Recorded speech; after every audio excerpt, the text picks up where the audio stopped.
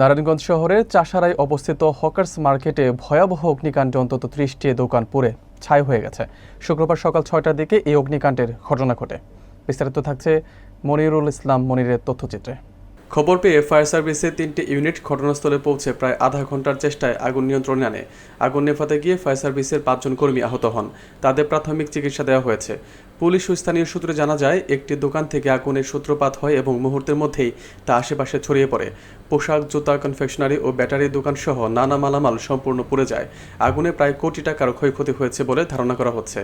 Narayanganj fire service and civil ডিফেন্সের senior station officer Shahjahan মিয়া বলেন, খবর পেয়ে আমাদের ৩টি ইউনিট দ্রুত ঘটনাস্থলে যায় এবং আগুন নিয়ন্ত্রণে আনে।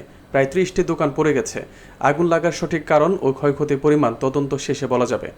ঘটনাস্থল পরিদর্শন করে নারায়ণগঞ্জ সিটি কর্পোরেশনের ১৩ নম্বর ওয়ার্ডের সাবেক কাউন্সিলর মাকসুদুল আলম খোরশেদ জানান, মার্কেটে ৬৪২টি টিনশেড দোকান ছিল, এর মধ্যে ৩০টি দোকান আগুনে পুড়ে গেছে।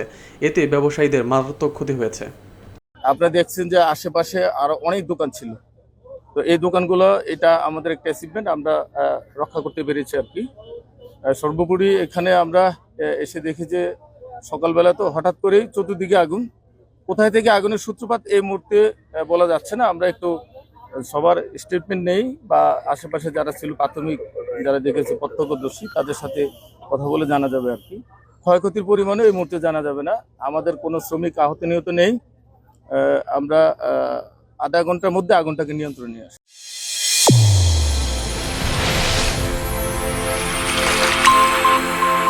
চ্যানেল A1 হৃদয় রেসপন্স।